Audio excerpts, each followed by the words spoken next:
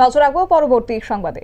মন্ত্রী টিঙ্কু রায়ের উপস্থিতিতে আজ ওয়াকফ সংশোধনী জনজাগরণ অভিযান উপলক্ষে বিজেপি সংখ্যালঘু মোর্চা চণ্ডীপুর মণ্ডলের উদ্যোগে শনিবার বিকেলে এক বৈঠক অনুষ্ঠিত হয়েছে। কৈলাসহরের শ্রীরামপুর এলাকায় অবস্থিত বিবেকানন্দ হল ঘরে এই বৈঠকের প্রধান বক্তা হিসেবে উপস্থিত ছিলেন রাজ্যের মন্ত্রী টিঙ্কু রায়। এছাড়াও উপস্থিত ছিলেন চণ্ডীপুর সংখ্যালঘু মোর্চার মণ্ডল সভাপতি জমির আলী, বিজেপি ঊনকোটি জেলা কমিটির সভাপতি বিমল কর, বিজেপি চণ্ডীপুর মণ্ডলের সভাপতি পিন্টু ঘোষ, চণ্ডীপুর পঞ্চায়েত সমিতির চেয়ারম্যান শম্পা দাস পাল সহ আরও অন্যান্য নেতৃত্বরা। অবশ্য বৈঠকে স্বাগত ভাষণ রেখেছেন সংখ্যালঘু মোর্চার মণ্ডল সভাপতি জমির আলী। তবে বৈঠকে মন্ত্রী টিঙ্কু রায় ওয়াকফ সংশোধনী বিল নিয়ে আলোচনা করতে গিয়ে তিনি কংগ্রেস এবং সিপিএম এই দুই দলকে তীব্রভাবে আক্রমণ করেছেন। কি বলছেন তিনি শুনুন। তাদেরকে নিয়ে কাজের রাজনীতি 2014 সালের আগে আমাদের মাননীয় সভাপতি বলেছেন বিন্দু মহোদয়।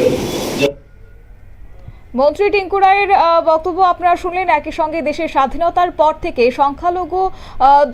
সংখ্যালঘুদের দুটি দল ভোট ব্যাংক হিসেবে ব্যবহার করছে, আর এরা চায় না অন্তত সংখ্যালঘুদের প্রকৃত উন্নয়ন হোক, এমনভাবে কটাক্ষ করেছেন তিনি। এবং একই সঙ্গে ওয়াকফ সংশোধনী বিল নিয়ে সাধারণ মানুষ যেন অবগত হন সেই নিয়েও বার্তা রেখেছেন।